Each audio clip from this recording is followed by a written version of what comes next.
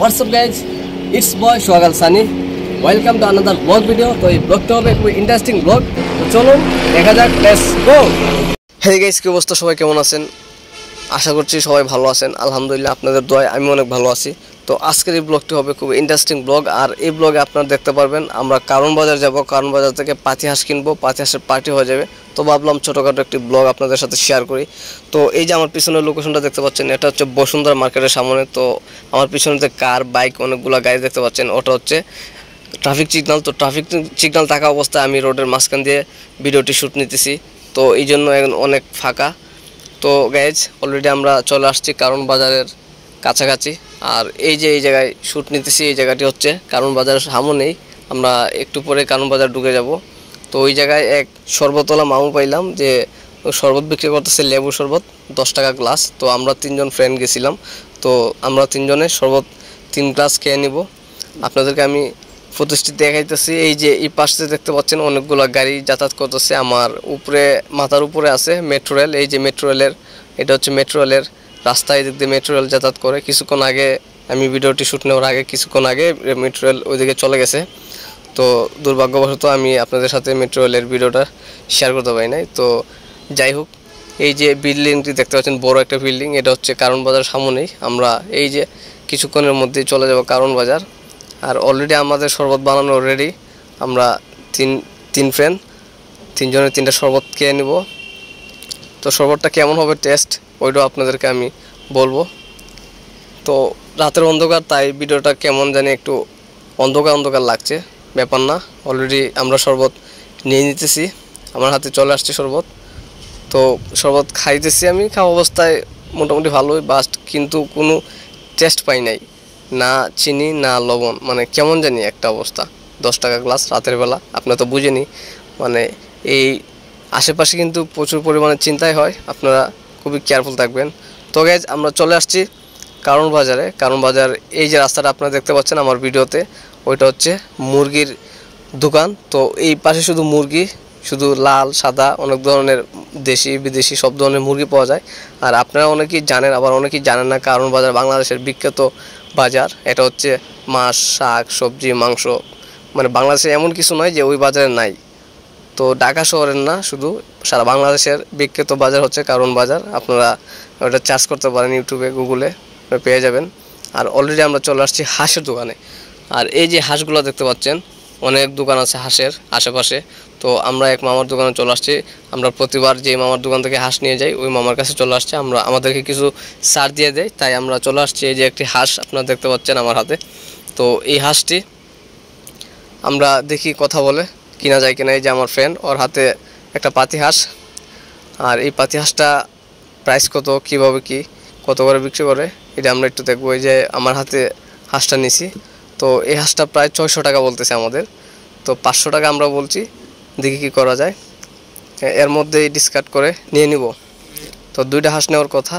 যাই হোক, আমরা মানুষ কম, 3জন ফ্রেন্ড খাবো, তো ভাবলাম একটা হাঁসই নিয়ে নিই।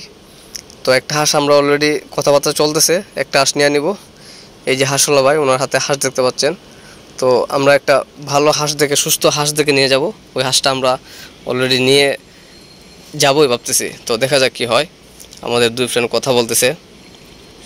তো অলরেডি ওইটাই ফিক্সড হয়ে গেছে যে আমরা ওই হাঁসটাই নিব। তো হাঁসটা অনেক সুন্দর দেখতে, একদম চকচক করতেছে। পাতি হাঁস, এটা আপনারা বুঝেনি গ্রামের পাতি হাঁসগুলো কেমন হয়। আর এটা তো শহরের পাতি হাঁস, তেমন একটা চেউ চেউ বলে, মানে শব্দ করতেছে না, খুব নিরিবিলি অবস্থায় আসে হাঁসটা।